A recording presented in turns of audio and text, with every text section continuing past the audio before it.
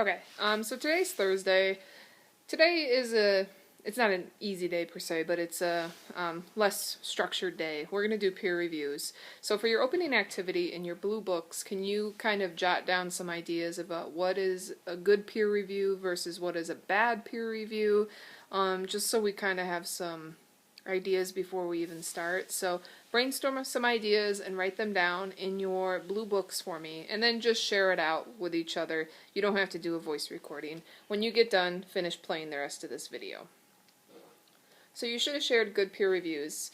Most AP kids understand the concept of a good peer review, but just to make sure that you guys do understand, there's a list of 5 traits that I've created, and I put them on your handout. I've seen peer reviews get really bad, and part of it is because kids don't like to be honest with each other because they don't want to hurt each other's feelings. And I understand that, but you need to be honest with the person that you're peer reviewing, because if you try to sugarcoat what they've done, it's going to hurt them when it comes to the revision process. You need to be honest and upfront with them. If you are really confused by something, you need to put in a comment on the peer review and say, I don't get this. This is really confusing. Because chances are, if you're confused, I, as the teacher, am confused, and both of us can tell that person that this is a weak spot in your paper and you can fix it. So I use the funny little expression here, alright, she's my best friend and I love her and I'm just going to put smiley faces all over her paper because I love her. No. Friendship has no relevance in the writing process for me. Okay, I don't care if you like each other or not. You need to be honest and say, this paper is either not going in the right direction, or the quote integration is bad, or you totally forgot to do a 4th argument. So you need to be honest. Next thing is you need to get specific. So if you think they have good word choices, you need to tell them, what word choices do you like? You don't have to give an example for everything, but you do want to be specific enough that they know. So if you don't understand their argument, you need to be specific and say, I really don't understand this argument about fostering communion. Can you say more? And that kind of goes up to asking questions. Also, it is helpful if you offer some suggestions. So if you're reading this and you see that the kid is talking about communion and you don't really get it, maybe you know another communion scene that you could offer to them from The Great Gatsby. So you could say, alright, maybe you should revisit chapter 5. I remember the communion scene with Daisy and Tom.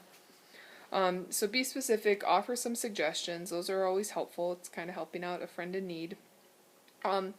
Be positive as well as constructive. Not everything should be about picking apart their paper and making them, it's not that you're making them feel bad, but you could make them feel depressed if you find a lot of errors and you tell them there's a lot to fix. Still be constructive and positive. So, for instance, I really did like your introduction, but your first body paragraph I got really confused.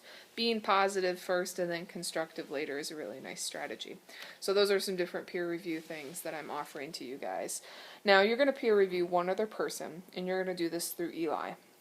When you get onto Eli, there's going to be an option to do a foster paper review, and you're going to click that, and it's going to show your name, or it's not showing your name, it's going to show the name of the person that you need to peer review. And these are at random. I'm just going to shuffle up the names.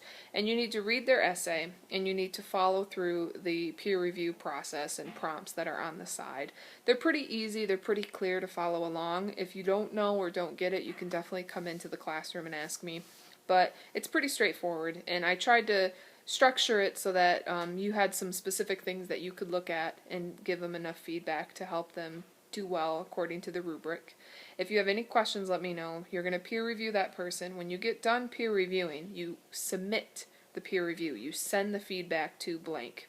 When you do that, it's going to pop up the reviews that you've already received from other people. One of those reviews will be from me. The other review will be from your partner when they get done. And that's what you need to go through to figure out revisions. Now, I'm going to give you your hard copy of your essays back, and I want you to have that hard copy in front of you, and as you're reading the comments, you should be scribbling on that draft. You should be making comments. You might not fix things exactly, but you might say, okay, this paragraph, add another example, because you saw that I said the examples weren't clear, or maybe blank person says that they didn't understand the examples. So you need to use the hard copy as a place to scribble and make notes about the reviews, because the reviews are digital, and so it's nice to take the digital reviews and put them on paper.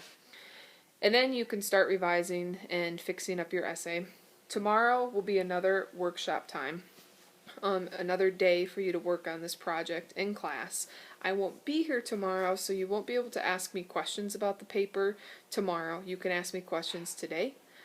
You could ask me questions through email, but those are the only two options because I have a professional development day on Friday, and the final paper is due on Monday.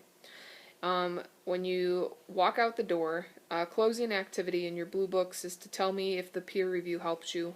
Was there anything specifically helpful? Maybe there was a feedback that, you know, this partner gave you that you liked, or maybe you think that you found the piece of feedback I gave you to be really helpful.